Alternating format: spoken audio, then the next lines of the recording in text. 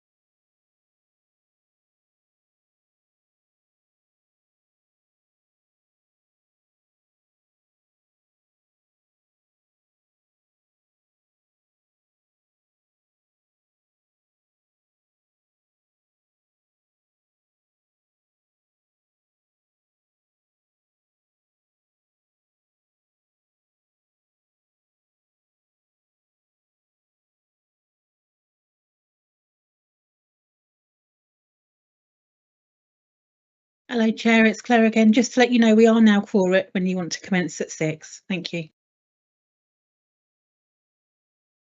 Okay, I think we've got a couple of minutes, but if everyone's here, I suppose we could get going early.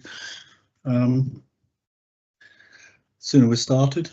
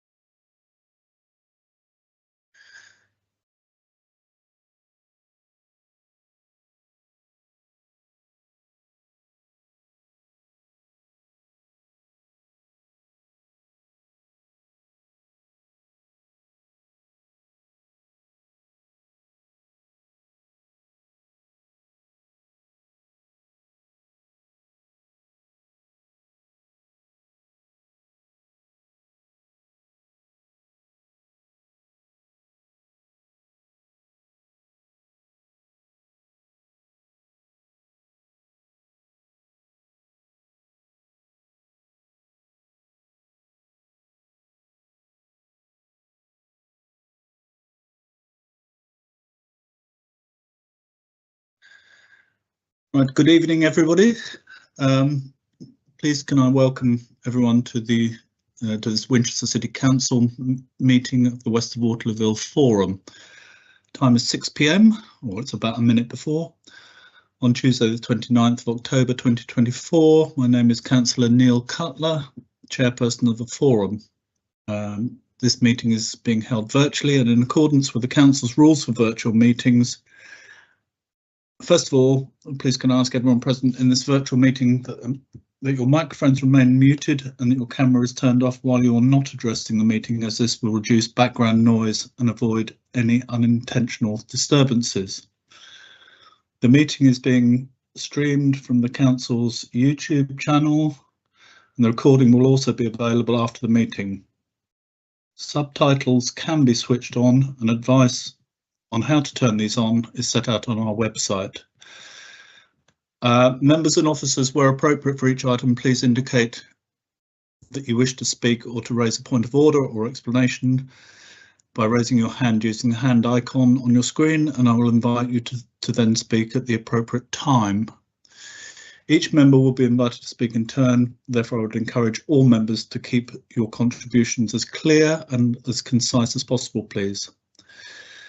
Finally, we have a number of officers present this evening. Please can I ask you to introduce yourself at the time when you come to speak. So moving on to the agenda, we'll move to item 2. Apologies, Claire. Thank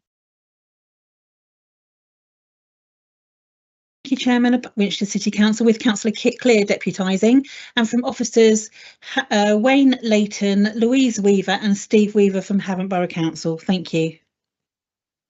Thank you very much. We'll move to item 3, which is the appointment of the Vice Chair for the 24-25 municipal year, i.e. this meeting and the next one. Could I have nominations, please? Councillor Harrison. I also want to note 2 apologies. OK, sorry. So apologies from Councillor Tansom and Councillor Harris from Havant. Our cabinet meeting was delayed, which means that the Havant budget meeting is delayed. They may or may not join, and I am nominating myself for Vice Chair. Thank you. Thank you very much. And I think, do we have a seconder? We don't have anybody else from Havant here yet, do we? No, no other members from Havant. Would one of I'll second that, Neil. I'll second that. It's Councillor Brooke. I'll second that. Thank you, Councillor Brooke. I can confirm, therefore, that there being no other nominations, that Councillor Harrison is appointed Vice Chairperson for the Forum for this municipal year. Can we move to item 4 then, which is disclosures of interest? Do we have any disclosures of interest? Who do I have here? Councillor Chamberlain. Oh no, it's not. It's Councillor Crichton. Councillor Crichton. Councillor Crichton, your hand is raised.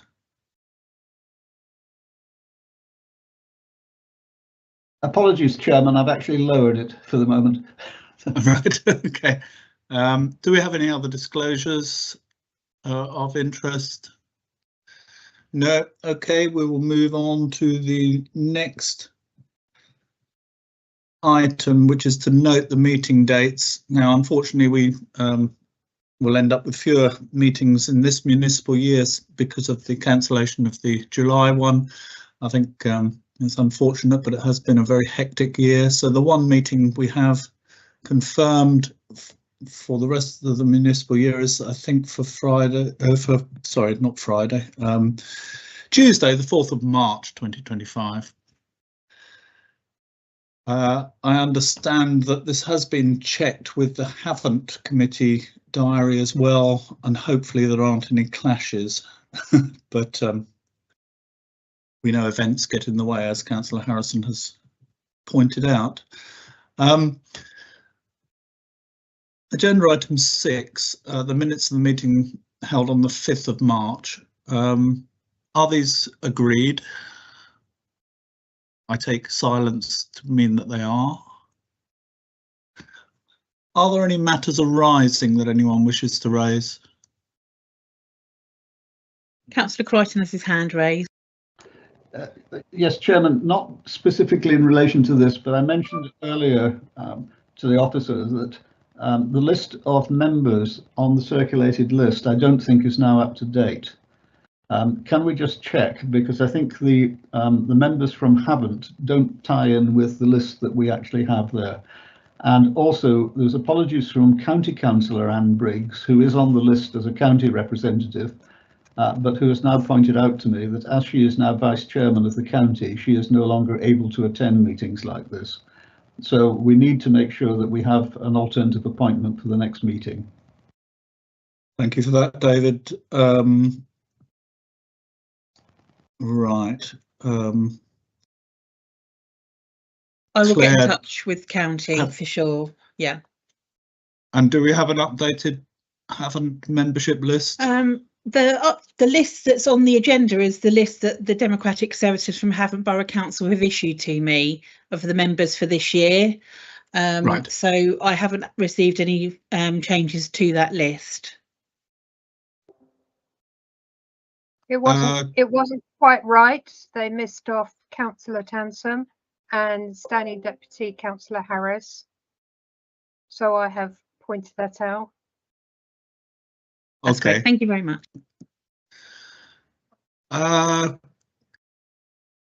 Right, where are we? We're let me get back to my notes. So were there any other matters arising? Otherwise we'll move on to item 7, public participation, and I see Councillor Reid has his hand up, Chair. Oh, sorry, Mike, are you in as representative of the parish now? I am that. Ah, right, sorry, I was getting confused. I would assume, Bill, that if Anne Briggs can't be the representative, the other county councillor is obviously, at this point in time, Councillor Stellard.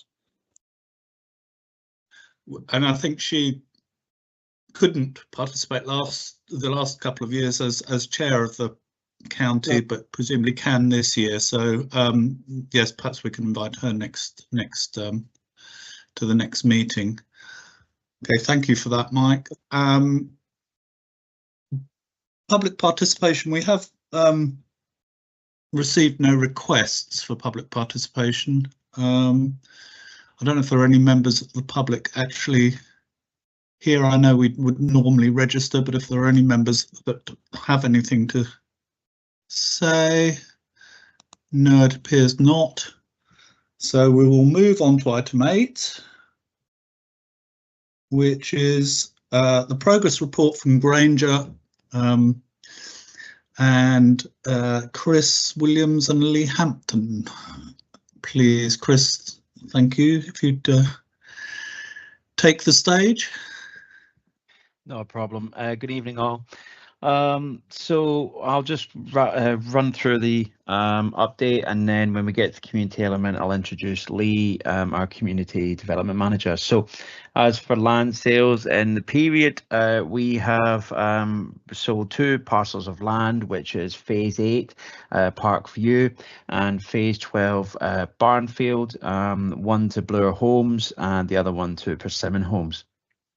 At present, there aren't any indications as to any of the next land sale areas that we'd be looking to proceed with, but that's where we are. With regards to facilities, specifically ones related to our 106 and the wider area that we're trying to get closed out, we are proceeding with the norm allotments. It's going to be slightly later than planned originally, but the aim is to have a starting site as of early next year. We're just running through the last elements of planning, which during the last 2 days, from what I can see, because I'm currently on leave from my emails, that we're getting there or thereabouts with it, so it's looking good. Southern allotments, we are looking to start that in the earlier or slightly later than the northern allotments. Majority of the reasoning there being related to ecology issues rather than anything else. Town Park Phase 2, that will be looking to get sent in for planning, probably later part, or is in planning, sorry, at the moment, and working through comments and elements there. The Community Nature Reserve, we're seeing the last minor changes, mainly again related to ecological elements and trying to ensure that the finished product will be something that is able to be utilised by the public, but equally it doesn't have a negative impact onto the ecology in that area. So the planning permission for that, or the planning update for that, is going to be very soon. If we can get it before Christmas, that is the aim.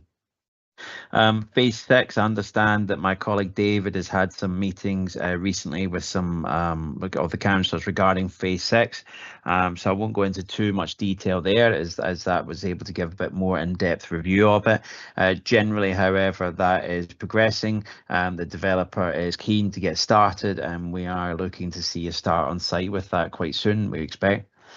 Cricket Pavilion, I've done a bit of an in-depth review recently, just running through some items. There will be a slight planning update needed to enable the Cricket Pavilion original planning submission in 22 to be updated, just to reflect the changes in building regulations and a few other items like that.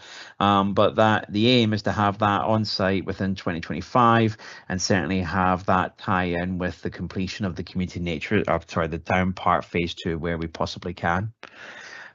We're also currently working through the planning for the school extension land and Blue Star land. Blue Star land being slightly outside of our Bearwood boundary, but we are working on that. With regards to infrastructure, we're cracking on at speed with the infrastructure. We're currently installing the last phase of, one of the last phases, Phase 5, at present. However, that won't be open to the public when completed, but that is going in at present. Phase 4, we will be commencing that summer. If I can get it earlier, it will be earlier, but again, some of the ecology issues in that area are a bit of a problem, so it might more likely be the summer. That won't be open to the public either, and will be majority of that will be utilised as a haul route for construction traffic to allow the construction of the Southern Access Junction.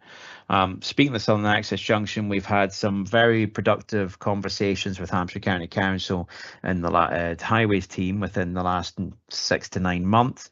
Part of those has allowed us to be able to proceed with some reviews of the transport assessments in that area. Once that is agreed, our aim and hope is that we'll be able to be commencing the Southern Access Junction around about 2026, hopefully avoiding the need to do any of the works on the culvert within London Road and Ladybridge Road. The Safe Routes to School, which is a footpath connecting Phase 5 to the Western Link Road. The aim for that, which is currently going through the last remaining items of planning, will be to have that installed again next year in time for the opening of the school. There's a little bit of a trend going on with the openings of items and them being completed. Generally, with adoptions, we are progressing. We've had some delays related to the legal wordings around the transition of some of the items for Hampshire County Council to potentially become a SUDS adoption body through their element. That has caused a little bit of delay trying to eke out a few of the legal elements, but generally we've moved forward with that. We now have a standardised wording for our 38s, allowing us to effectively rattle through the 38s over the next few months, 6 months or so. Generally, there's been a lot of positive improvement on site, and I'd like to think that is probably with the fact that we now have a full team. We have not only do we have a full-time project manager on the site, John, that some of you have met. We also have Lee, who is our community development manager, who has been doing some outstanding work since she's joined us. So I'll let Lee go through her community engagement element. Do you want to take over, Lee? Hello, hi everybody, and thanks for inviting me along today. I'm just going to touch on a couple of things that are in the report, but if anyone's got any questions while I'm talking, please do just shout out. I can see Antonia, you've got a hand up, so do you want to, was that a question for me or is that a question for Chris? Councillor Harrison. Question for Chris. Yeah, it might be please. worth Councillor Harrison, if you've got a question at this point, it would be, yeah. So, Chris, as a Purbrook ward councillor, I am obviously very interested in what's happening to the Lady Bridge Road roundabout. You said there should be no need to do anything with the culverts. Very concerned about those culverts. Yes, I am as well. The culvert works, thankfully, we're currently working through the transport assessment with Hampshire County Council to allow us to narrow the junction effectively to avoid us having to have a encroachment in any way wider than the current width of the road. That allows any of the traffic going through that area not to be applying any pressure onto the culverts, allowing us to avoid the replacement or wholesale replacement of the culverts in that area. That's our current aim at present, and that is, you can trust me on this one, that the main drive that I am is to avoid those culverts at all possible where possible, because of the amount of involved work in those. That said, the detailed design and the progression of the elements and ensuring that we install something in accordance with Hampshire County Council highways requirements for adoption are items that we need to work through. So there may be some slight tweaking areas or slight works required, but I would like to think we can avoid the original proposal, which was a wholesale replacement of those culverts in those areas. Did you have an additional question there, Antonia? That's encouraging to hear. What's your best estimate of how much disruption will be caused to Purbrook? Because I'm sure you're aware the traffic is getting heavier in that area. Yeah, absolutely. There is going to be, unfortunately, like all roadworks, there is going to be some ongoing issues during the short-term construction period. There shouldn't be any impact to the local residents between now and when we start on site in 2026. We're doing some minor survey items at present just to be able to enable us to do the detailed design. But when it comes to the actual implementation, generally, if we can get the design to be as tight as possible, the majority of the works will be very low level replacement of curbs and updating of it generally, and shouldn't be a substantial body of work like it was before. So that should shorten the construction program as well. I wouldn't like to give an estimate on that at the moment because we are at the very early stages of trying to realign the road to best suit and avoid the culvert, but certainly I see it being a lot better than it previously was going to be. Thank you, Chris. Councillor Crichton, your hand is raised.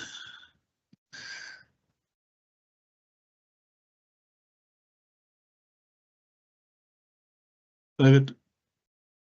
I'm just trying to turn my microphone on at the moment. Yeah, it is on. It is on. Right, it is. Yes. Chris, good evening to you. Good to see you. Evening, David. You too. Just one thing in relation to the timing for the Southern Access. My understanding that previously that having that access available was a prerequisite before opening Newlands Avenue. Is that still the case? Yes. And is that going to cause a problem given the dates that you've mentioned, given that you're starting work on phase 5? Now, I mean, it's going to take some time to build out, but I can see a slight problem if there's a delay on the access, we can't open Newlands Avenue and you've got houses built off it. Yeah.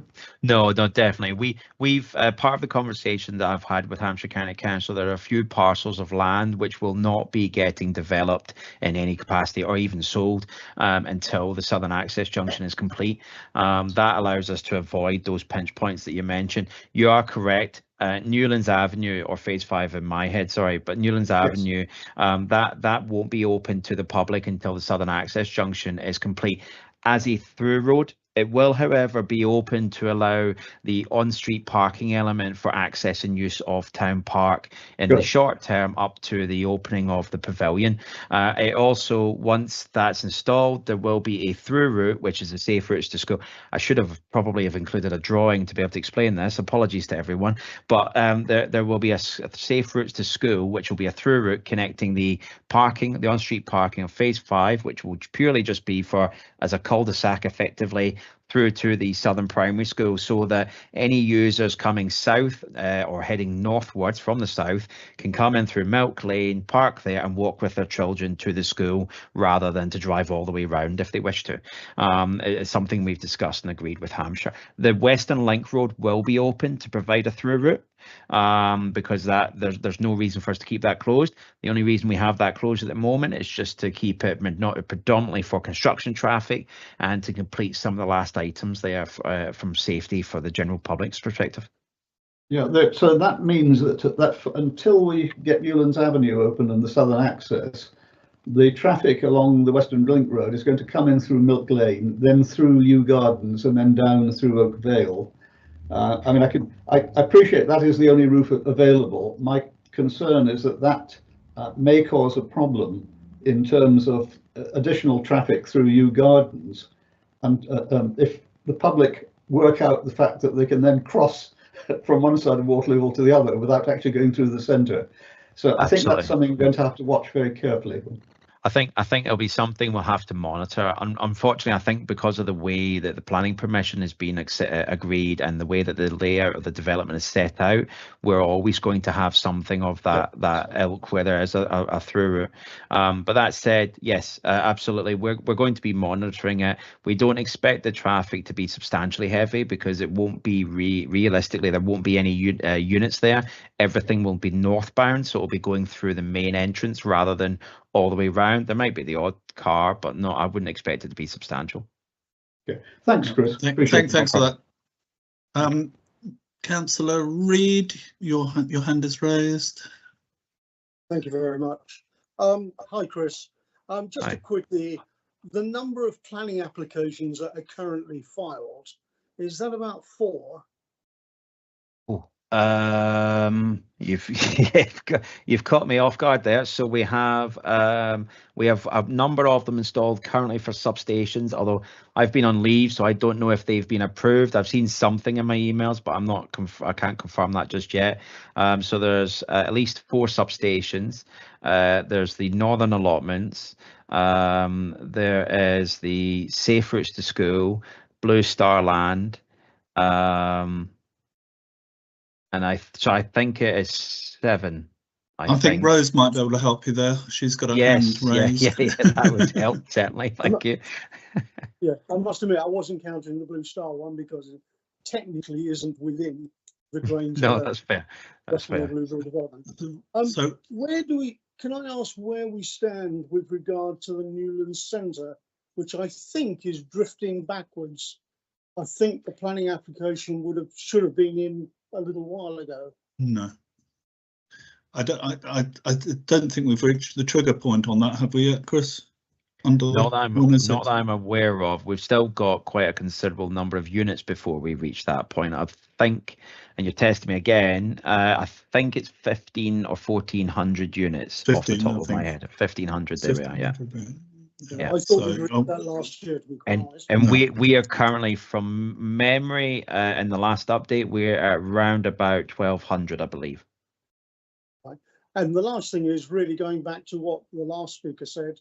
All the way through the West of Waterlooville planning, there has always been a great concern with regarding to a rat run. Mm-hmm. Once people get used to a run through Newlands without touching the centre of Waterlooville, it was always been feared that this would become an established rat run. So I think it's just something to bear in mind. Thank you very much. Absolutely, yeah, not a problem. Thanks, Mike. Yeah, I think that has always been a concern. Was particularly our concern if we felt that there was going to be months of disruption with Aquin if anything was open by that time. But we still don't know where we are with that. I'll take one more question from David, from Councillor Crichton, but keep it brief, David. I want to keep things moving along. Thanks.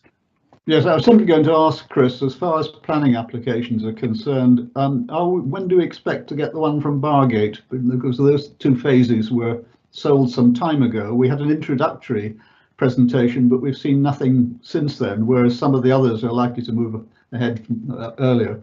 I take it there's no problem with that particular application.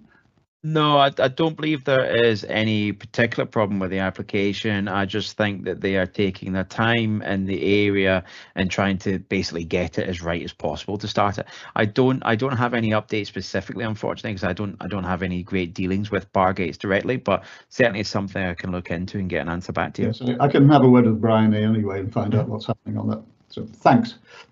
Thank you, David. Thank you. Rose has put in the chat that 4 applications were permitted on Monday, and present current live applications are the deed of variation to the 106, the school expansion land, the town park, and the routes to school. So I think that's clarified that question. So thank you for your questions, and Chris for your part of the presentation, and we'll move on now. Didn't expect quite that interruption for you, Lee, but please go ahead with your part of the presentation. Thanks.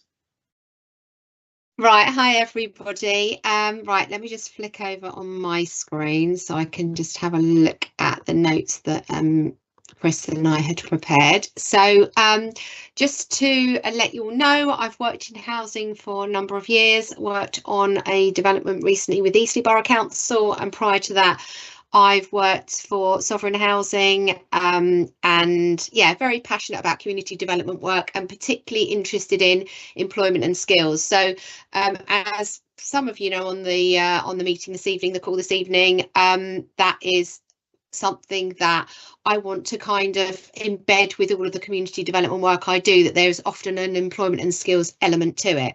So my work stream is split out into a number of areas. So if I just go through those, the first one is ecology and wildlife conservation. So one of the first things that I discovered upon coming onto the development, because I don't live in this area and I don't know this area, which is very unusual for me working in community development.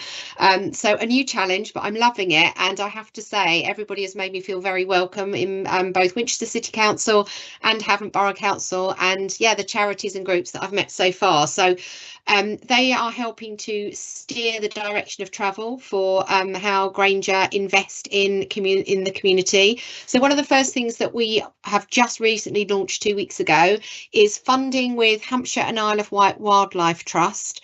Grainger will be funding a 3-year project at Bearwood Primary School, and this is called the Wilder Schools Programme. So I was there 2 weeks ago, and we've just dug out and created 2 wildflower beds, and this will form the beginning of a pollinator corridor. So we will plot out with the children at Bearwood Primary in years 2, year 4 and year 5, where our butterflies and bees are going to across the development to collect pollen. We are repurposing some of the willow that's got a little bit out of control in areas of the suds across the development, and we will be cutting back some of those areas and repurposing the willow into the school to create a living structure. So more than likely this is going to be a willow tunnel that the children can then explore and run through and create as play areas. And then we will also do a number of workshops with HIWWT on just looking after the wildlife that is on our doorstep on the Bearwood development. We are facing a few problems with kind of like little bits of, you've got problems with litter picking and some kids just playing down in the river. So it's really important that we get out there and we educate young people about why it's so important to protect the wildlife that we are so fortunate to have in the development. So that's one project that we've started. As I said, that is a 3-year project that we're invested in. I have come from the education system, so I can go along with Hampshire and Isle of Wight Trust and help create some of the resources, not just for Bearwood Primary, sorry, but for other schools that they might run this project in. So we will be doing regular updates on that in the Bearwood News, which is our regular newsletter, and I can feed back on that as the project develops, but I'm really excited about that one. So that's ecology and wildlife conservation. The next area of my work is education and training. So I volunteer in most of the local schools in Cowplain, Crookhorn, Oaklands Catholic School, Bearwood Primary, and I'm going into HSDC and City of Portsmouth College as their enterprise advisor. So that means that as a voluntary role, which Granger is supporting me with, I go in and write and deliver careers talks, assemblies. I might create resources, and I will bring in experienced professionals that are working on the development to come in and talk with young people about why construction and housing is a booming sector and why they might want to think about it to join later in life. So it's an opportunity for our young people to meet those at all levels in the construction sector, from apprentices and T levels that we have on the site, right through to directors, QSs, site managers. So I will become a broker, if you like, in the local community for, you know, scout groups, guide groups and the local schools and colleges to tap into to support their careers programmes. We've also been running some taste and music workshops over the summer. We're going to be funding some crafting workshops because I'm a big advocate for crafting, good for mental health and just, you know, opening up our arts. I know that we've got Emmeline on the call today, so she'll be happy to hear that. Another couple of my work streams are resident communication. So we've relaunched the Bearwood News. That's a newsletter that goes out to the just under 1,200 homes at the moment. That's hand delivered. That is written by me and goes out in June and December. And if you have any events coming up between December and June that you would like in that, please do let me know. I know quite a few partners on the call have already done so. If you can get any, you know, particular dates over to me within the next 2 weeks, then I can make sure that that will be included. Off the back of my meetings with Newlands Parish Council when I started, the clerk, Karen and David as well, very passionate that we started a drop-in surgery. They felt that was something that residents needed, and they were right. We launched the first one in September, and I named it You Asked, We Actioned. And I tend to not do things on my own. I like to be supported by other groups. So we had Citizens Advice join us in the Environment Centre, talking about how people can keep hydrated in the summer, but more importantly, warm in the winter. They were there to support. We had Jeffreys and Dibbons talking about house sales and giving advice on shared ownership.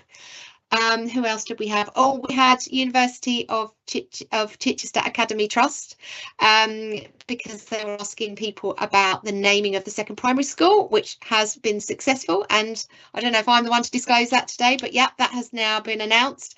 So that first drop-in surgery was excellent. We had lots of residents come along with a variety of questions that didn't just access us, but access the other support that was there. And that for me is what my role is as community development, that you are reacting and listening to your residents' need and you are responding accordingly by having the right people in the room. I also manage the Bearwood inbox, and we're trying to deal with that within sort of 24 to 48 hours, depending on what the resident's query is. I won't go into a lot more detail about the other things. I'm very, very passionate about social value, but I won't get started on that today because that probably takes a bit of time. But that is something for you to listen to next time I come on, because I'll have lots to share with you about how our partners are giving back to the local community. So I've listed within the report all of the partners that I'm working with at the moment, and yeah, I'm loving being here. It's a vibrant area with lots of people very passionate about, you know, regeneration projects, art projects, and yeah, I'm here just to work really hard, to do a really good job, listen to everybody and take on board all your opinions and hopefully weave them into the work that I do as a community development manager for Granger. So if anyone has any questions, fire away. Thank you very much, Lee. That's really appreciated, and your enthusiasm is quite infectious. Do we have any questions? Or have you covered everything so well that there's no questions to come? It's either that or they're just falling asleep because I've bombarded everybody with everything. But yeah, please, but do email me. It's lhampton@grangerplc.co.uk. Anything you think would be of value. As I said, I'm new to the area, so I'm still doing quite a lot of mapping. So if you feel there's a partner that it would be really useful for me to learn about, hear about, or any events that you've got going that you'd like me to come along to. David has his hand up. Councillor Crichton, what would you like to ask me? So David, working with you since you joined. The relationship between Granger and the parish council has improved enormously. We've been able to do a lot of things cooperatively, which were missing in the gap between your predecessor leaving and you coming on board. And I think this has been extremely important in trying to put together the community in what's a rather difficult situation. We're a bit of a Venn diagram where we've got bits in Winchester, bits in Havant, your bits, Wellington Park, the community group who cover the whole of the area. And I think so far things have been working extremely well, and we just need to progress that. So thanks from us. thank you for that comment, David, and thank you both Chris and Lee for your very comprehensive report. It's really appreciated, and particularly Chris taking time out from your holiday to speak to us. So thanks very much. Thank you both. I'll move on to the next item, which is the Waterlooville Town Centre regeneration, and we have an update on the report there from Stuart Palmer and Laura Jones, please. Thank you very much. Hello everyone, thank you for inviting us back. Stuart Palmer, Regeneration Manager at Havant Borough Council. Laura Jones, Regeneration Officer at Havant Borough Council. We're going to talk to you today and give you an update on the regeneration works that have been taking place in Waterlooville. The first part, I'm just going to go back and do a recap and talk about what we've done to date for those that it might be a new concept to. Hopefully not. Hopefully you managed to attend some of the events we've been speaking at and put some input into the some of the works that have come forward. And then we're going to move on to works that are ongoing at the minute or current and the things coming through. That'll probably be the more interesting part of the presentation. Just a way of recap then, if we just go through this one. So what have we done today? We've had many public meetings. I think we've been here a few times and talked to you. We've also done community events, individual group events and wider public events. We've also gone through a master plan procurement, and there's outputs for that now. So that initial piece of work's largely done, and I will talk to that in a minute and give you an update on where the master plan's at. We've installed CCTV in the Waterlooville town centre to try and deter some of the ASB that was happening. That's been quite effective. We've built a regeneration team that's devoted to delivery, and we're fully staffed at the minute, and we're working really well together, so that's good. Relationship building, so we've reached out to ward councillors, different members, community groups, landowners, the general public, individual community groups. Lee, I think we've reached out to you as well. We've been talking as well, our teams. So, you know, building the relationships and reaching out to everyone in the community to try and, you know, regenerate Waterlooville Town Centre and get as much information input as we can into the works as they progress. We've also done some interventions, and Laura's going to talk to those in a bit, and there's more coming through. So we'll give you an update on where those different elements are at. Skip this one. So just briefly, why we need a master plan. So a master plan sort of sets a vision for the future, what it could be. It gives sort of direction and or confidence to the market that, you know, if they were to put a planning, or if it's adopted as an SPD, if they put a planning application in a particular place, that it's more likely to get approved. It's created a buzz. We've seen further investment. We've talked to people into the Waterlooville area based on the fact that we've got a plan, and it also sets us up for future bids. We've got a plan we can work to and point to. One of the outputs as well from this piece of work was not just the longer term piece about what the future, what the town scape could look like, but also what are the quick wins, what can we implement now to try and help change Waterlooville and improve it for the residents and businesses there. Just a quick recap on what we did. You see some photos here. We did walking tours, public meetings, workshops, a lot of input from the community, members and businesses all came together in the piece of work we carried out. So I really believe that the outputs from the master plan captured what local people want to see in the future of Waterlooville. And I think when people look through the slides that were presented at the end of that piece of work, they recognised their input and got a sense of what it could be like. So what are some of those key things that the master plan told us? Importantly, connections are really important. Obviously, the site itself cut off potentially by the main roads.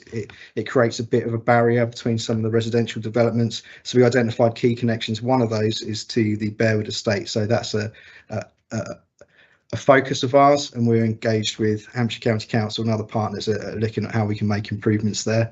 Also improving the connection routes from the Bearwood estate into the town centre, but it gives a holistic view for the future of where we need to strengthen those connections. It also identified the connection to the retail park and the north and south of the high street as well. And we are speaking to Hampshire about the north and south parts of the high street and how we can improve connections there.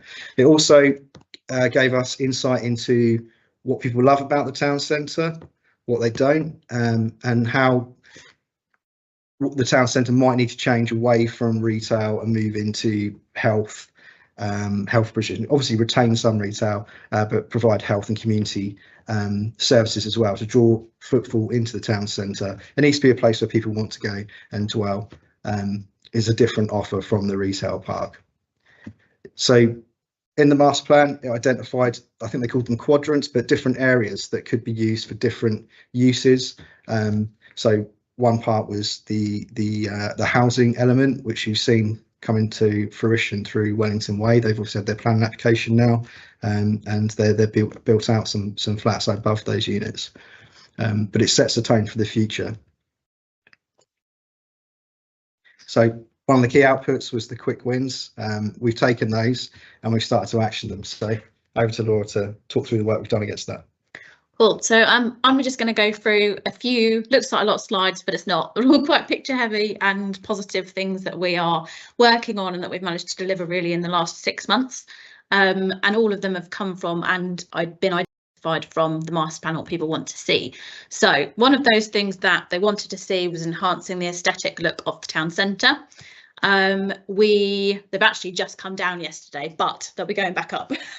They've only come down because Christmas lights are going to be going on to those same lampposts.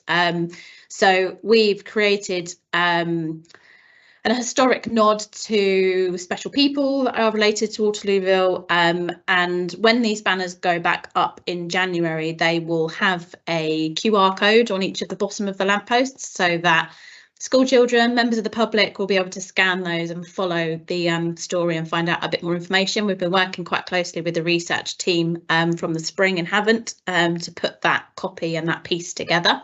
So when those do go back up in January, they will have those QR codes ready to go. We've also worked quite closely with the Waterlooville Boxing Club and been able to help him with his signage and the outer exterior of the building, just to make that look a bit more aesthetically pleasing. And as Stu has already mentioned, we've also been working really closely with QuestMap in Wellington Way. That is under construction, and if anyone's been down there recently, they'll be able to see there's a lot of changes going on down there. All the rendering and cladding is now up on block 1, I believe it is, and the inside of those flats look amazing. And QuestMap are quite confident that the completion date of all of their work will be April, and those flats will be tenanted in that time as well. We launched a competition to name the blocks in Wellington Way. So Wellington Way is split into 3 different blocks. So we launched a competition for that, and they are going to be named when the street naming of those blocks are complete. So that was a nice community project, getting people engaged into feeling like they're taking ownership of their town centre. So that was really important to us. We have been working with Hampshire in terms of getting Wellington Way cleaned, and that's paving and benches and all that bit, then knitting together really the aesthetics of Wellington Way to be able to walk through that to the new bits and pieces. The vacant shop scheme I'm actually going to come back to in a second, because a lot of those units in Wellington Way will be tenanted in the next few months too. So I can go through that in a second. And we've also been speaking to what are they called? The Royal Armoury, sorry, to talk about getting the cannon refurbished because it's looking a little tired. It could do with the good paint and clean. And we've also been speaking to them about other things that potentially they might be able to loan us, maybe a second cannon to go somewhere else in Waterlooville, just to continue that story out of Wellington Way slightly. It's just another picture. We've also, like Stuart's mentioned, managed to speak to people like Columbia Threadneedle and have meetings with people that own a lot of the buildings in Waterlooville, just to understand where they are in terms of maintenance, because obviously we've gone out and done this master plan and we're doing these quick wins and implementing the aesthetic look of the town centre, and it doesn't help when the boards that are on that building are covered in graffiti. So we've been speaking to them about maybe doing a community art project and speaking to them about upkeeping the building, because at the moment it's still John Lewis's responsibility to be maintaining the maintenance of that building. So we have been working and having conversations with those people. We've also been working on a street art programme and speaking to numerous artists in the local area. We slowing on this slightly only because obviously the next item on the agenda is the artwork that you're going to be doing over in the build development, and we want to make sure that we're delivering in the town centre. There's some kind of story so that it's all talking to each other. I think what we don't want to be doing is delivering something in the town centre that doesn't not match, so to speak, but we don't want to be delivering something totally different in the town centre and almost dividing something quite similar. So I think it's important that we're working together to make sure that those two areas are talking to each other. That's just some ideas. Just going back to street cleansing slightly, we are in the process of jet washing the high street. That has slowed because we have hit a slight barrier that the drains are full. So we're working with Hampshire to get those drains emptied, and that will then mean the jet washing can continue. So that's where we are with that at the moment. We're also looking at public realm improvements, and we are at a design consultation stage at the moment where we are having designs drawn up to look at public realm improvements, which will include pretty benches, a bit more green, perhaps a pocket park type thing on the high street, but we will get those design concepts together and actually go out for consultation with that. We're kind of looking at before Christmas, January time, for the consultation piece for that, which we will share with the public. We've also looked at doing events in the high street, and we're looking at putting a calendar of events together for next year. But we did a really successful, if anyone came along in May, we did a really successful car show, which brought hundreds of people into the town centre for the day.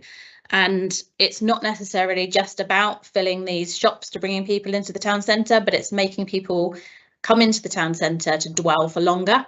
So if they're going to come to an event in the town centre and then we hope that they go into 2 or 3 shops while they're there, that's always a positive thing. We had some brilliant feedback from this car show. These are just some comments. I'm not going to read them all, but you've had the slides and you can read them all. But we've had some brilliant comments on Facebook from members of the public who loved the day. But we also, more importantly, had feedback from the businesses about how brilliant it was too. Places like the Little Bay Eatery, they've been open for 2 years now and they had the best day they'd ever had.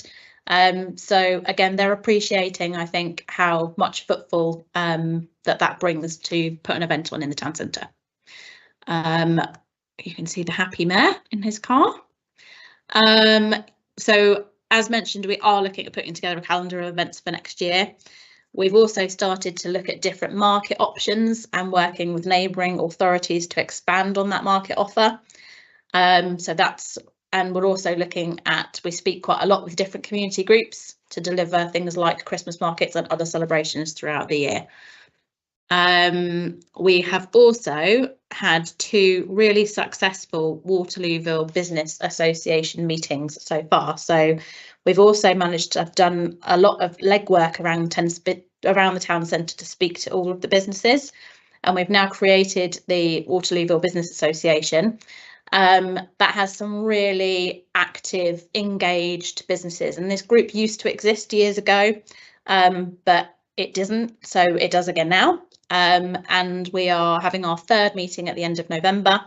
They are really engaged in terms of helping with events in the town centre, again working towards helping within the public, just being able to, I don't know what I'm saying now, to be able to create more footfall in the town centre, because they know that they're going to benefit from that.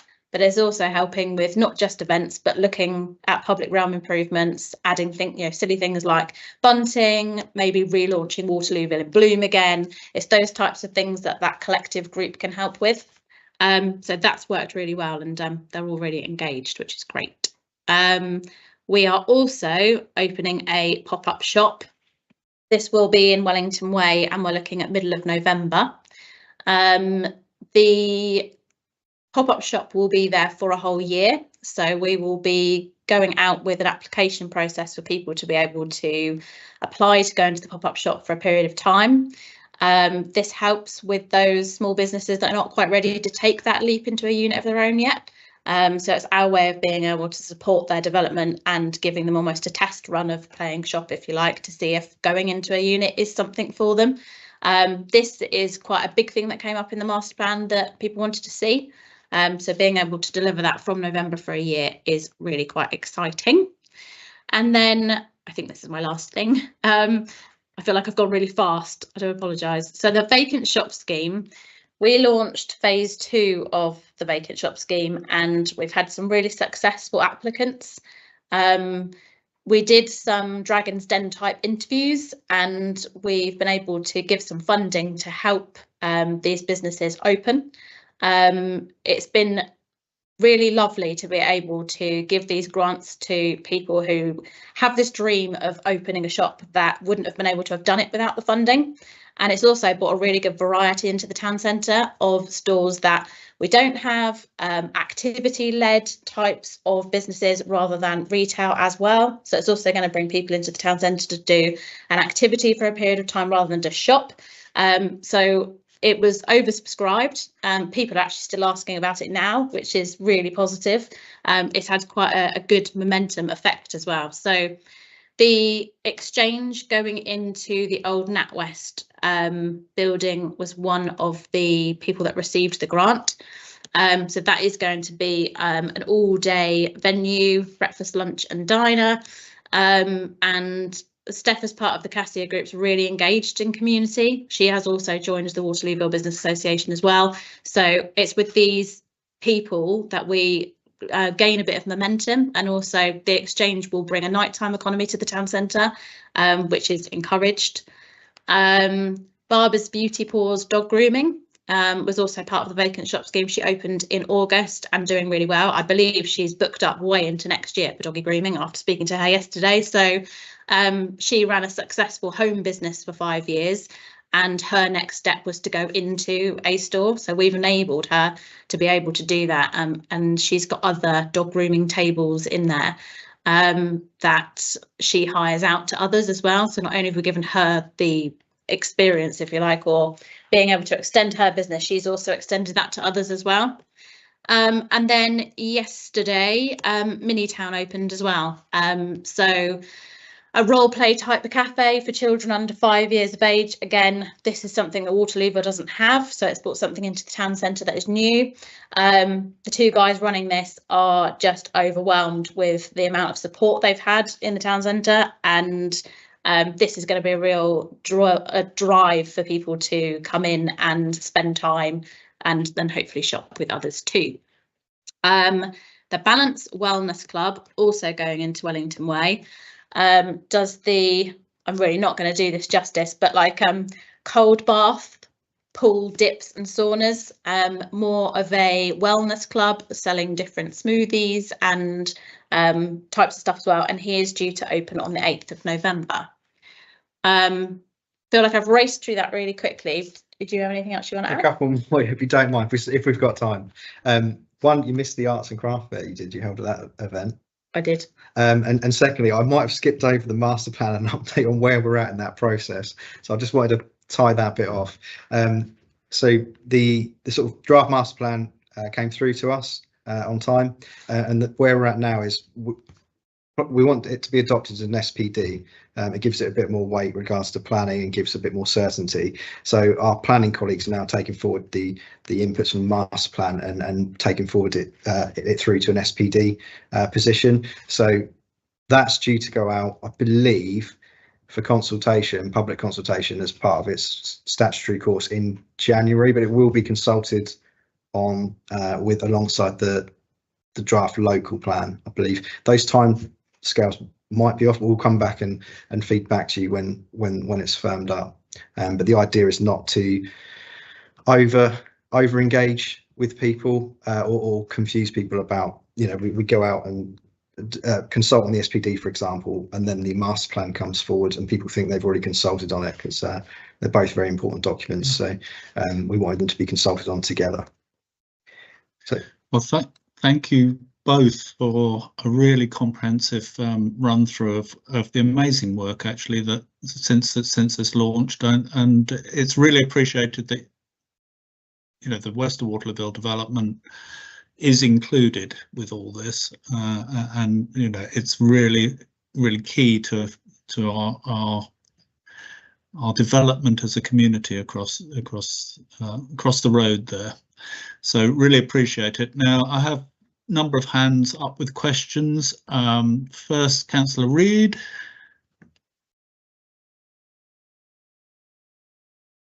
Can I say likewise, thank you very much. It's nice to hear at long last some positive moves coming for the regeneration of Waterlooville. Much needed. We've been talking about it for, well, I think I remember talking about it with Havant members back in '83.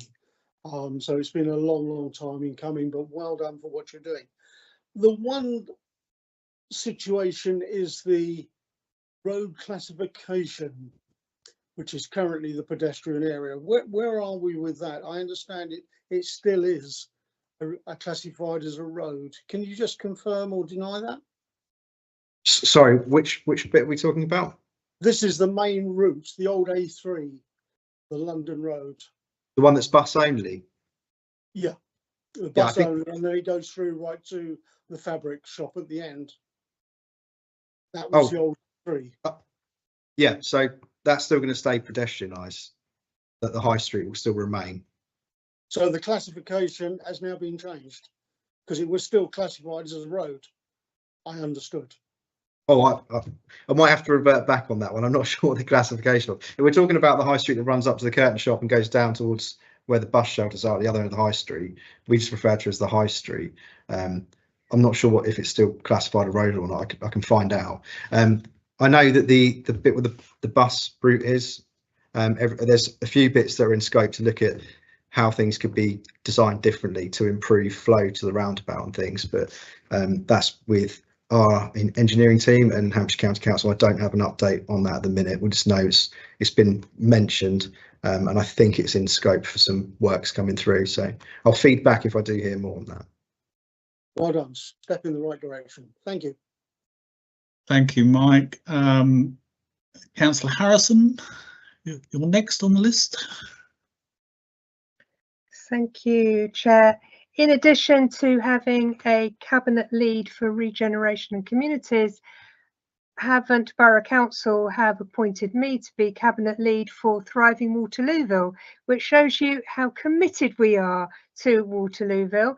And it is an absolute delight to work with Laura and Stuart and Wayne and Richard on all the Waterlooville regeneration, all the events and everything that's happening. I heard from Laura today about Christmas plans. So there's so much happening. It's just fantastic. I just wanted to add that on Monday, a group of us have a meeting with the local MP, Suella Braverman.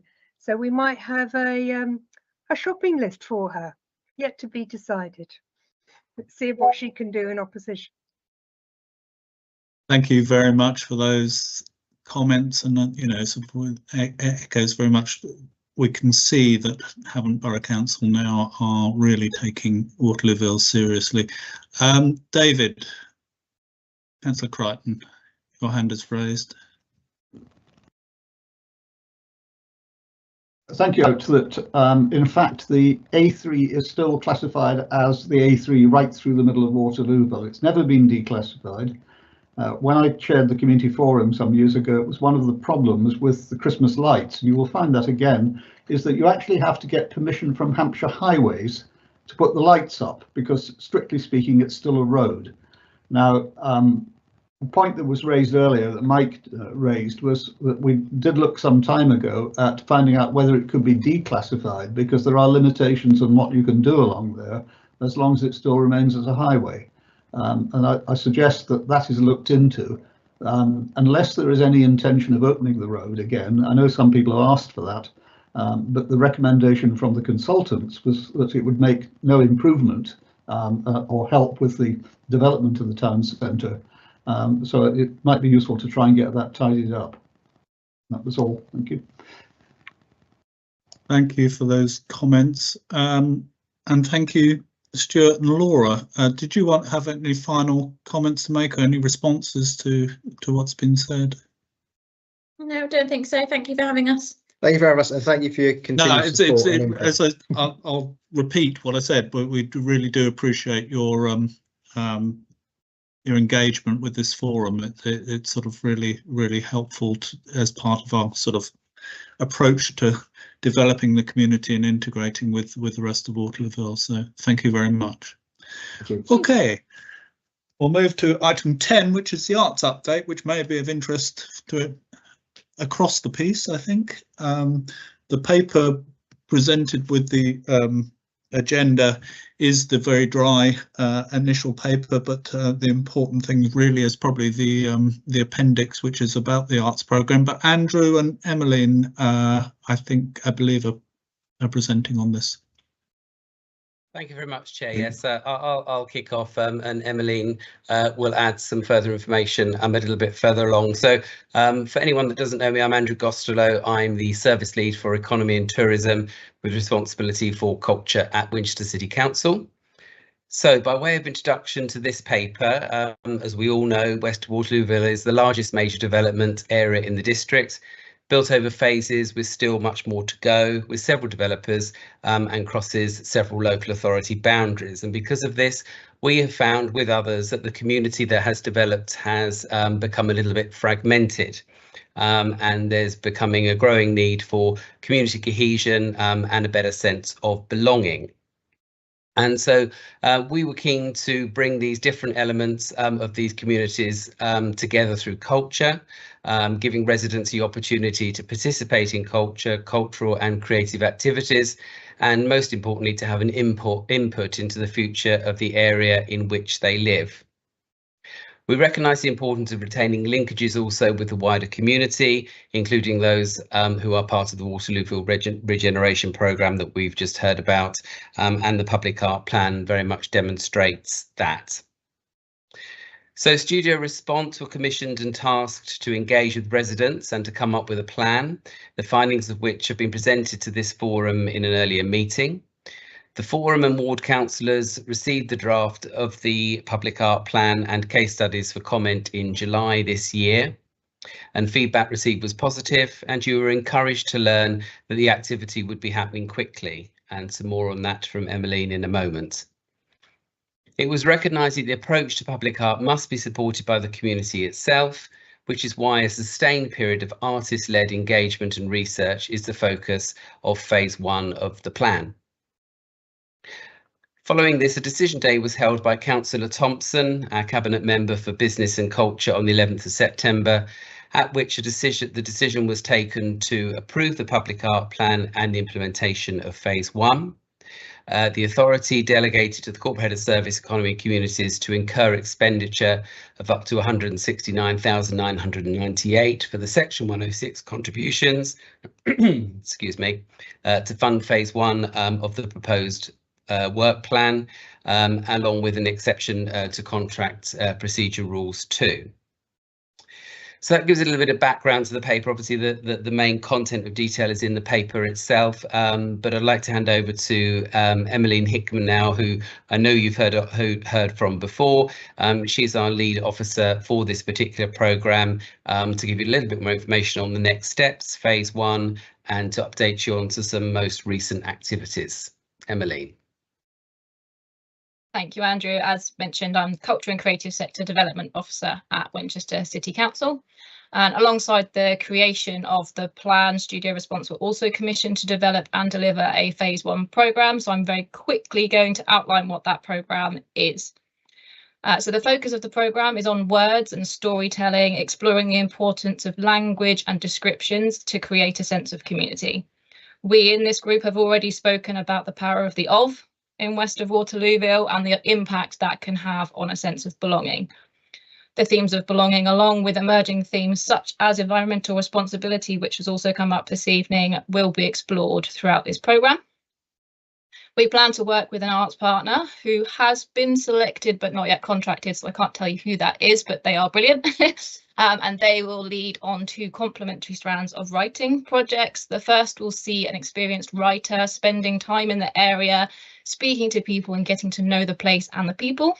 The writer will have a year to really embed themselves in the community, and at the end of that year, they will produce a written piece of work which is bespoke to west of Waterlooville. Could be a collection of stories or a poetry anthology or a script of some kind. We have no idea what it's going to look like just yet. The second strand will see 3 sets of workshops hosted locally for residents to engage in writing. Workshops held across a series of weeks with writers to explore themes and ideas which are important to the community. At the end of each block of workshops, the residents' words will temporarily be displayed throughout the area in eye-catching and interesting ways. This could be as posters on bus stops, as words projected onto a wall, or put up in a play park in some way. The community will help us decide this. The brief for a designer to create the visual style is currently live, and the writers' briefs are due out in the next week or 2. As part of this work, we'll also be establishing a community panel who will be drawn together to learn, discuss and inform the decisions of the arts programme.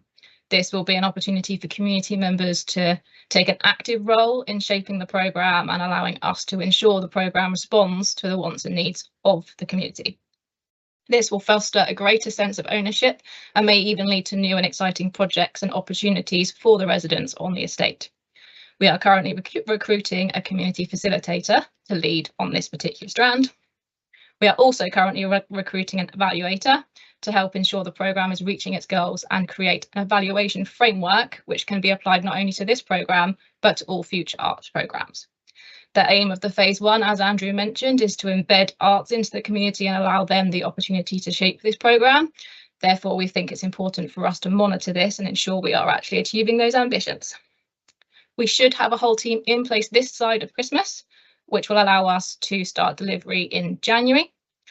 As Andrew also mentioned, we currently hold just under 170,000 of Section 106 funds for this project, and the phase 1 programme has a budget of around 120,000.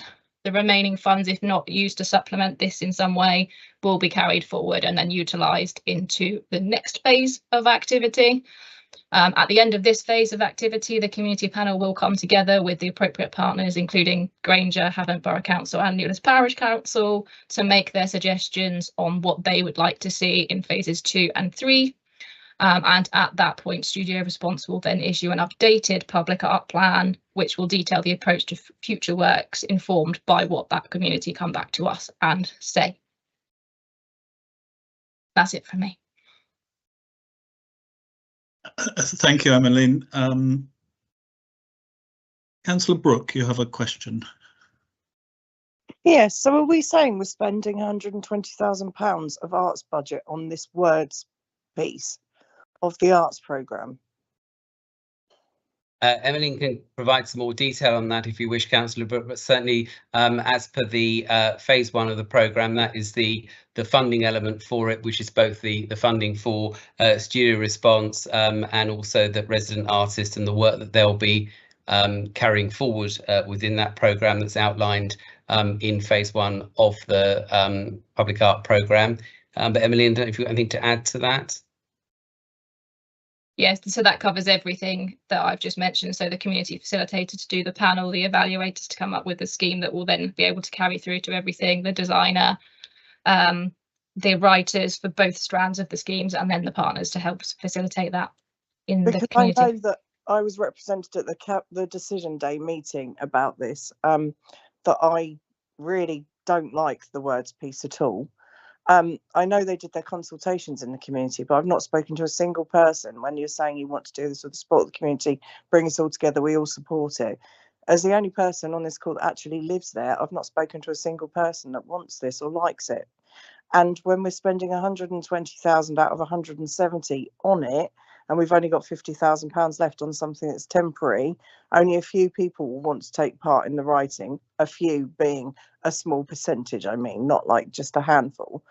It just seems like an exceptional waste of money when we've already wasted too much of the arts budget.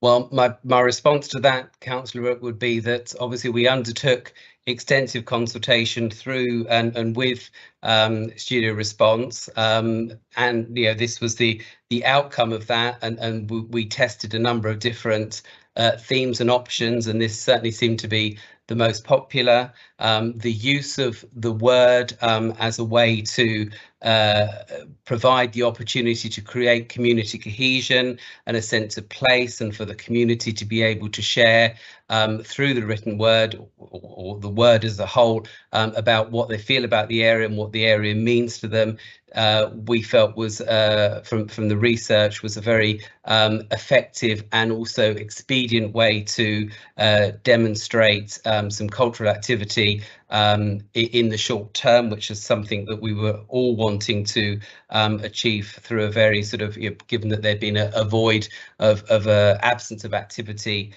for a number of years. And obviously, these proposals came to this forum previous to this, and also these proposals came out to all ward councillors and the forum in July. And we haven't had that response to date, to be honest, Councillor. That was my response. I couldn't attend the cabinet meeting where the decision was made, but that was absolutely my response to it, because Councillor Horrell spoke on my behalf.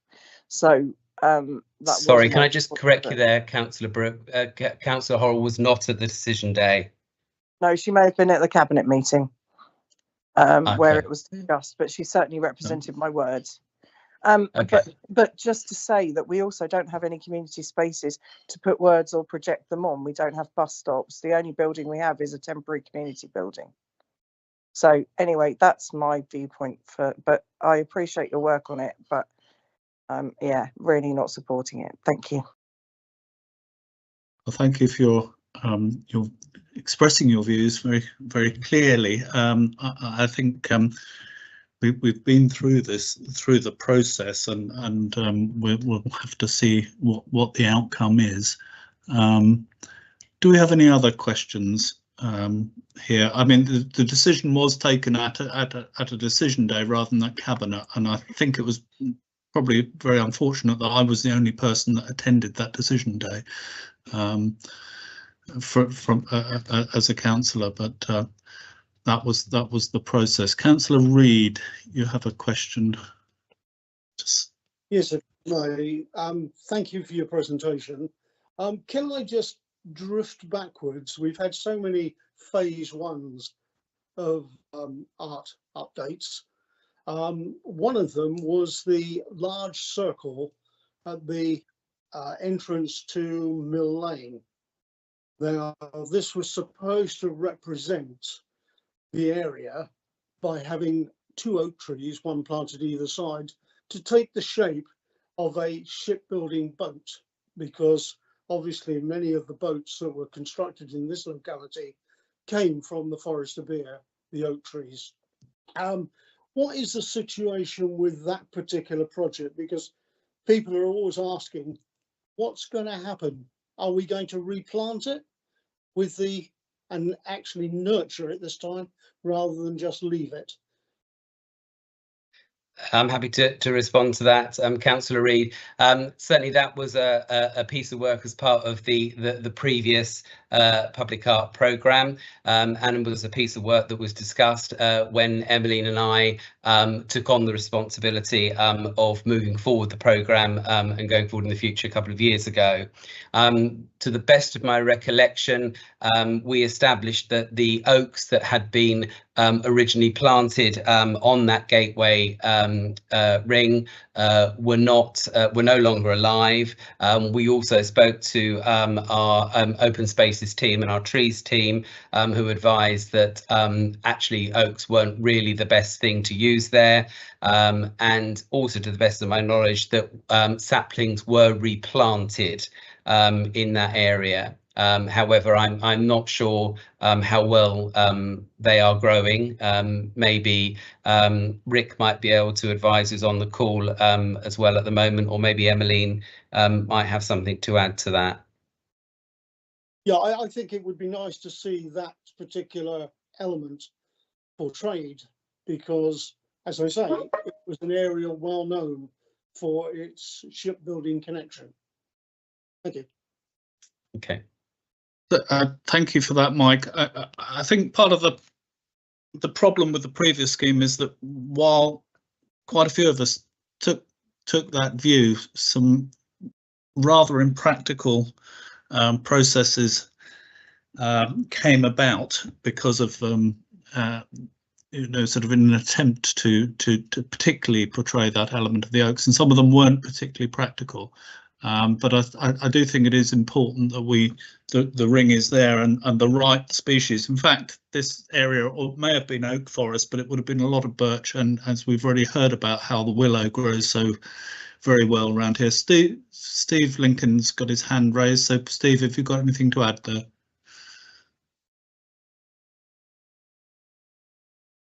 Yeah, I was just gonna add, Chair, just in support of what Andrew was saying, just to confirm that it was definitely the case that our arboricultural experts advised that oak, unfortunately, isn't the right type of species to be grow and be treated into that shape. So it has been replanted. It was replanted with very young trees, so it will take some time for them to establish and grow and actually form the effect that was intended, but it has been done, and although not oak, it will end up, giving the same effect that sort of metal ring will end up sort of encased and sort of grown round with trees. So the effect will be there, albeit not the direct link through oak, unfortunately. But it just proved it just wasn't going to work. Thank you, Steve. David Crichton, Councillor Crichton, you have your hand raised. I would say that whilst I welcome the proposals that are being made and the need to move forward on the arts programme, and as you pointed out, we need to be realistic about how much funding we've got available and what we can use it for. Mike had rather conflated the two things. The ring at sort of the Stargate, I refer to it normally in Milk Lane, was in fact the two trees growing. The other project was the Grow Your Boat, which was originally looked at to go right down at the bottom of the town park, which was going to be effectively the hull of the Victory grown out of a number of trees. It was a very ambitious project. It would have been rather nice to do it, but I think it never turned out to be really practicable. My concern is that the sort of things that you're looking to do at the moment, Caroline pointed out quite rightly that we have no structures within the development apart from our temporary building, and it may well be worth considering whether, as part of what you're looking about signage and putting up indicators, or even things like QR codes that people can get information from, we may have to look at putting up some possibly even temporary structures at the moment, whether they're simply posts or larger things like that. But I think that those are going to have to be put up in cooperation with Granger around the development, and I would actually like to see some of this extended over onto the Wellington Park side, because we do have a slight problem at the moment with a fragmented development, where Granger obviously have to concentrate on the bit they own, but we have a large chunk of the development on the other side where work on building was finished many years ago, but we have no facilities over on that side. So I think anything that could be done to spread the public arts programme over the whole of the area, and which may, as I say, involve putting up some small structures to do so, would, I think, be very beneficial. But to do what you're wanting to do, I think you need that bit of infrastructure first of all. Thank you, David. Yeah, I'm sure the arts team will take that into account as part of the process. And I mean, one of the things we haven't really mentioned as part of this scheme, but you know, we're also very, very keen that there is work or a sort of joined up approach with the regen side of things as well, because you know, ultimately we're looking to a community that will be part of the wider Waterlooville area. But I take your point, David, about the Wellington Park element, because that tends to be even more separate to a certain extent from the rest until the development is complete. Okay, do I have any further questions on the arts programme? We've noted the comments, and I'm sure they'll be integrated into the approach that as we go forward. Are there any further comments? No other hands raised. Okay, we'll move to item 11 then. Thank you very much, Emmeline and Andrew, for your contributions, and we'll now go to the public open space verbal update from Rick Smith, please. Thank you, Chair. So yeah, just quickly to introduce myself, I'm Rick Smith. I'm Service Lead for Sustainability and the Natural Environment at Winchester City Council. So open spaces and landscape yeah, comes under my remit. So just going to do a quick brief verbal update here on the open spaces. There's sort of three main elements I'm going to look at. Firstly, Bearwood open space management as a whole. Secondly, look at quickly at Bearwood Town Park application, and then thirdly, just Wellington Park, and we have a drainage issue and so on. So I've got some notes from Stuart Dunbar-Dempsey, our landscape officer, who most of you I'm sure know. So he's just prepared some notes for me on this. So first of all, looking at Bearwood open space management across the whole development. Obviously, this has been under discussion. Granger informed the council, Winchester City Council, in May this year that there was 81 hectares of public open space and facilities nearing completion, and they wanted to find out by way of questionnaire who should they be transferred to in 2025. That would be. Granger wishes to leave a good legacy, as we know, and eager to transfer the estate to a party that understands the scale and importance of the space of the estate. So the Section 106 legal agreement for the development obligates Granger to transfer the open spaces to the relevant local authority. So back in 2005, that was either Winchester County Council, Winchester City Council, or Havant Borough Council for a small corner of the site. There was no parish council at the time the Section 106 was signed. Since then, obviously, as we all know, Newlands Parish Council has been created, and it is Winchester's intention that the public open spaces on the Bearwood estate within Winchester district should pass to it, to the parish that is, rather than to Winchester City Council. And this has been in discussion by Stuart with the Newlands Parish Council, and they have confirmed that they wish to adopt all open spaces at Bearwood, in addition to Sports Pavilion and the Community Centre. But it would need to be in partnership with Winchester City Council to allow for a gradual transfer as the parish develop. Haven't expressed an interest that Granger should take on the estate, rather it is expressed that they would wish to take on the estate rather than WCC due to its proximity near the centre of Waterlooville, and it already has maintenance teams in place. But this would obviously require the 106 would require Granger to offer spaces to the authority whose boundary they lie in. So that would have to be agreed via Winchester. There are issues on the Bearwood Town Park with the boundary between Winchester and Havant running through the middle. I think all parties agree it should be managed by a single entity. The solution preferred by Winchester is that the area of the park within Havant should be managed by Newlands Parish Council. So should that be on an agency basis? There's a further issue here that the Newlands Parish Council are not named party to the Section 106. Only Winchester or Havant have the ability to take on land. However, there could be a deed of variation here, so that could be the process to go through there. Winchester's written to Granger on this one to see whether they'll accept that approach, but we haven't heard back as of yet.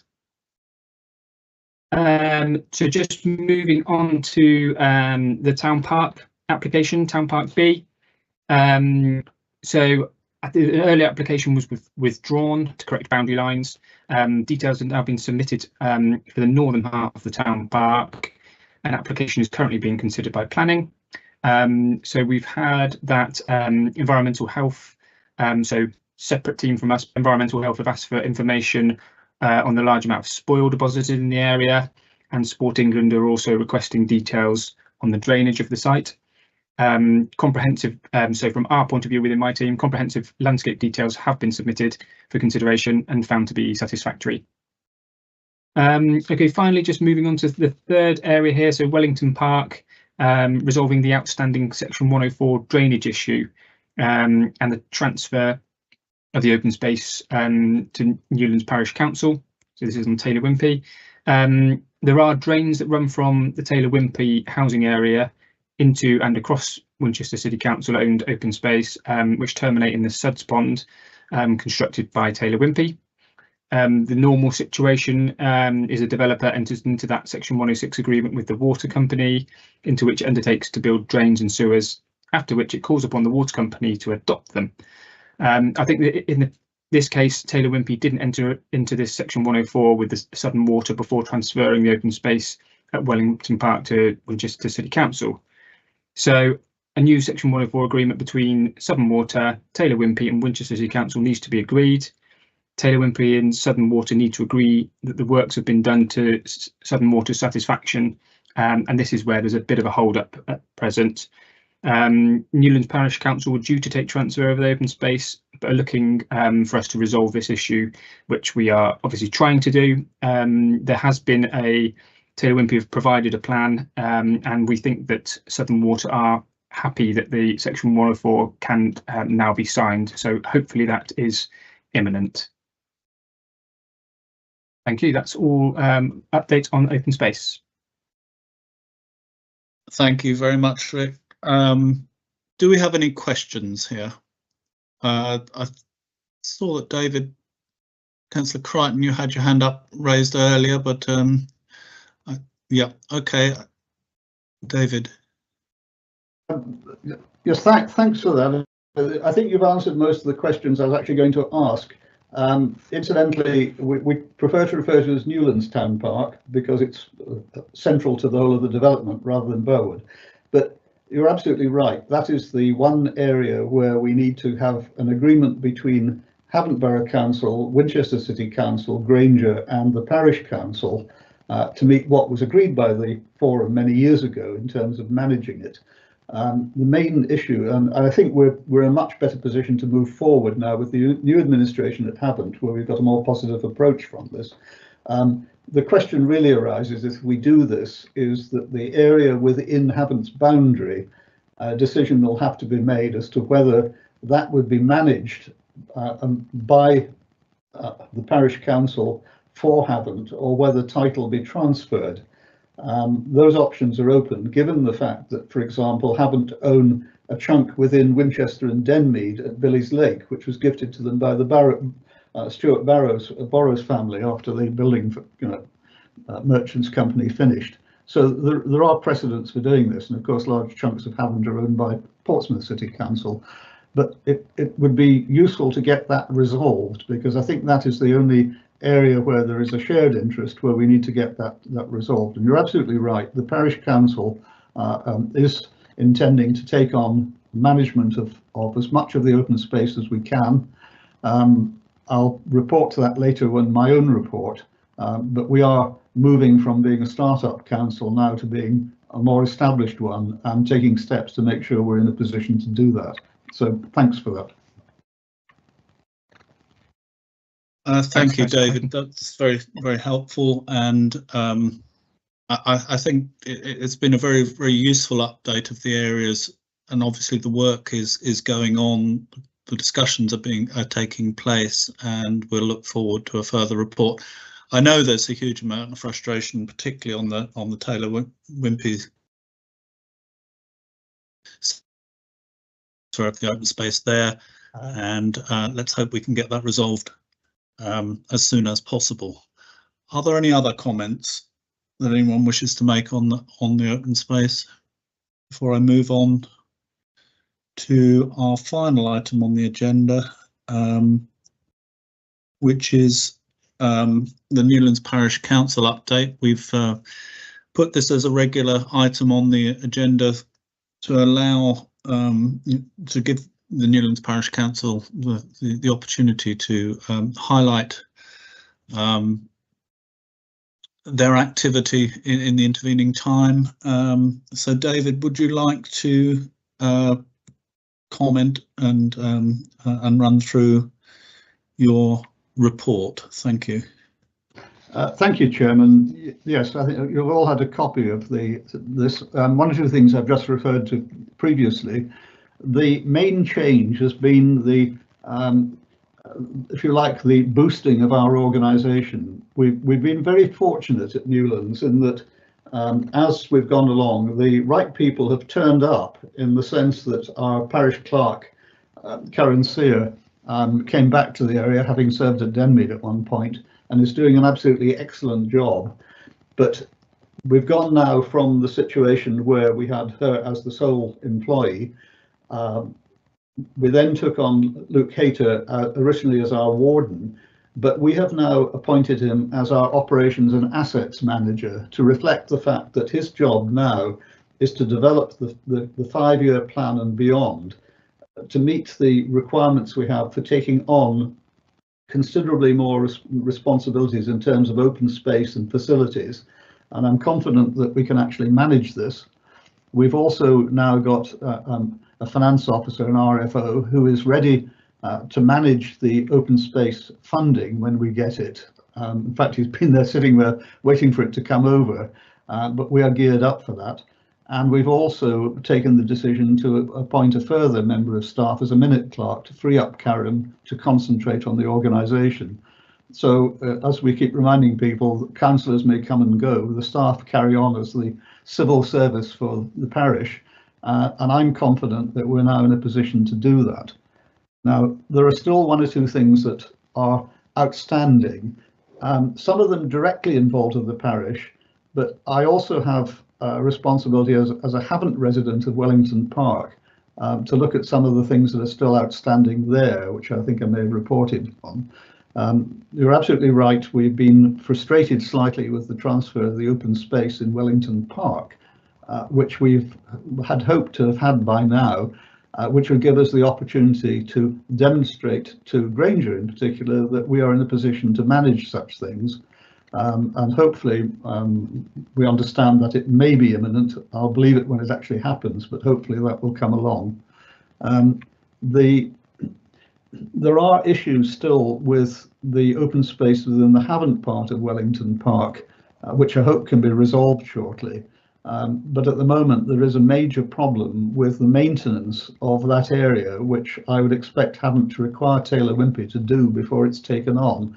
And that is partially the management of the larger part of the Old Park Farm stream that is within Havant, which is now overgrown again and needs addressing, and an area which started off as open space with shrubs on it, which is now a bit like the jungle and needs addressing. Well, I have raised this with Taylor Wimpey, but so far nothing's been done on this, and we will look to work with Havant Borough Council to make sure that that is put in a condition where Havant can now finally adopt it.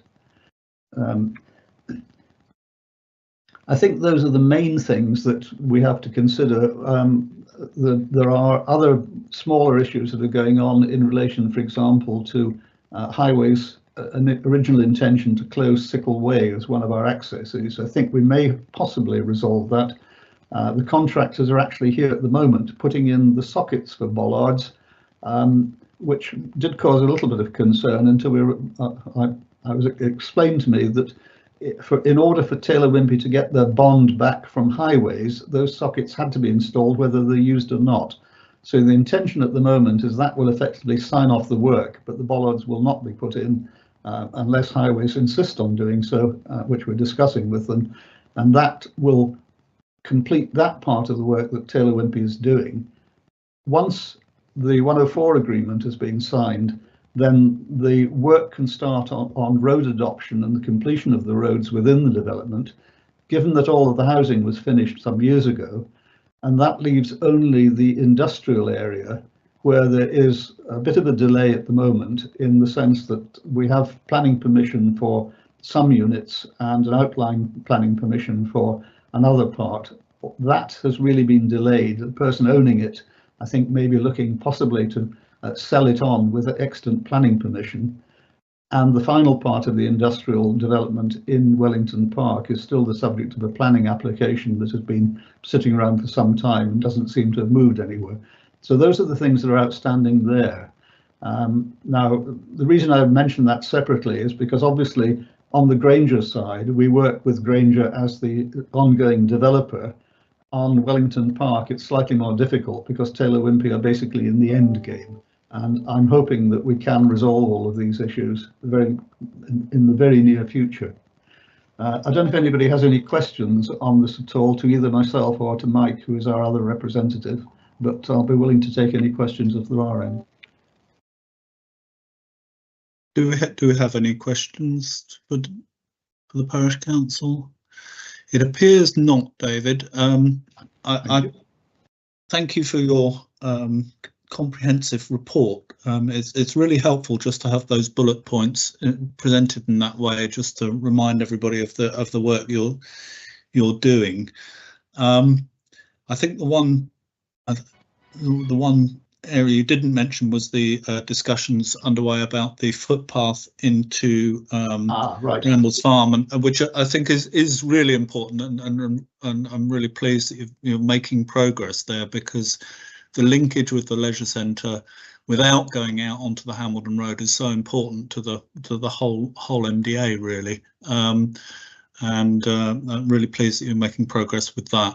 Well, can I just offer my thanks at this point to both Councillor Harrison, who's here, and also Councillor Richard Brown, who, as the Cabinet Member for Place and Head of Planning, have been instrumental in doing this, and particularly to Richard, who actually pointed out that whilst members may know that I have been pushing for this for many years to try and get this done, I was looking originally at a footpath, but what we're now looking at is actually to make it a foot and cycle path. And by doing so, we link it into the cycle network. And it also ties into an issue that came up with the planning approval for Aldi and the other two stores within the BAE site, where there was a requirement for north-south access, which was done within the development, but not through it. So I'm hopeful that we can move forward on this. Obviously, there are a number of issues to be but I don't know whether Antonio wants to make a comment on this at the moment. Antonio's just messaged to say she had to leave, so unfortunately she will not be able to add to that. But I do think it's a really important step forward, because I know how long we've been trying. You know, we had discussions about this 5 or 6 years ago, I think. So well done in getting that progressed. Do we have any other comments? Or any other questions to David or to Councillor Reid, who's also representing the Parish Council? If not, then I think we've reached item 13, which is any other business. Is there any other business that anyone wishes to raise? Councillor Reid. Thank you. Yes. Just a clarification. In the early days of the West Waterlooville development, the planning committee met alongside Havenborough Planning Committee, I think you know what I'm going to say, to determined applications. We thought this was a very long-winded process and started the Joint Planning Committee. I will say the Joint Planning Committee has been elected every year for the last 4 years and not called. It would appear that things have gone back to individual authorities and for decisions, even without the other side knowing exactly what those decisions were until they're published. We're trying to coordinate the members of the public and the authorities in this area. What is going to happen with regards to the Joint Planning Committee? Is it going to meet, or have you completely more or less dispensed with it? This question has been raised frequently, and you know, I share your concern that it hasn't met, except for the fact that we are reassured that there is a process by which decisions are called to planning committee, and none of those have arisen. And you know, constitutionally, certainly on the Winchester side, there are only certain circumstances where things come to the planning committee. I see Dawn's on the call. I don't know if she's got any comment to make on that. Thank you. Forgive me for not popping my camera on this time of the evening. The review is, as you say, done every year, and the Constitution states when the Joint Committee would meet, and that threshold just hasn't been passed. When that threshold's met, when the Joint Committee should meet, which is agreed between Havant and Winchester, then the Joint Committee would meet. So that's why nothing's come forward, because nothing's met the threshold. But I think the other aspect of it is that, Mike, you suggest that decisions are made in isolation. I think the decisions are always made in the delegated decisions by officers are made in consultation with Havant or with the other authority where it's relevant. I've been reassured of that over time, and hope that that is what happens. David, I see your hand is raised as well. Yes, Chairman. I was simply going to what Mike had said, is that if you think back, the decision was made many years ago that all of the major phase developments within the MDA should go to the Joint Planning Committee for consideration. Whether they were in Havant or in Winchester was irrelevant, because this was a joint development. And I take it the point that's being made about thresholds, but there are a number of things that have been going on where until very recently, particularly with the change of administration at Havant, we had a bit of a problem in that there was a tendency for things within Winchester to be Winchesters and within Havant to be Havant. Now, whatever the threshold is, I don't know, but we have a number of cases at the moment where I think we ought to give some consideration to whether we are actually doing this in the correct way. The Blue Star site is actually a very good example, because even though it's without the MDA and within Havant, its access is totally within the Winchester part of the development, and therefore is of relevance to both authorities. There's a phase called Park View, which has just been sold to Bloor, which is on the London Road, which is entirely within Havant, but again accessed entirely through Winchester. And we will shortly be having planning applications coming up, well, hopefully shortly, for things like the health centre, which will be physically within Winchester, but since it's being developed for the Vine Group, which I'm also involved with, will actually be of relevance more to Havant, because most of the patients going there will be in the Havant part of it. So I think we've drifted off from this, and I take entirely the fact that the planning teams work together on this, but I'm a little bit concerned that we've lost sight of what we originally intended to do. And Mike asked the correct question on that. If there is no need for the Joint Planning Committee any longer, we will accept that. But there seems very little point in actually appointing members to it each year if we're never going to use it at all. Well, yeah, I think your final point I don't agree with is that it's not a decision not to use it. It is the fact that the conditions for a particular application haven't reached the threshold to go to it. But I will follow this up with the planning in Winchester and also talk to Haven about this. I mean, we generally tend to say with any other business that subjects can be raised, but we won't go into great detail of them. But we will come back to you at the next meeting on some detail on that. Neil, can I just interrupt? I'm sorry. Your reply to me, I didn't get any of it. I had no signal, or something had happened. I could see you speaking, but nothing was coming out. Oh dear. Now yeah, I'll have to remember what I said. One of the main things which David roughly covered was the fact that this is a joint enterprise, and trying to get the community to go along.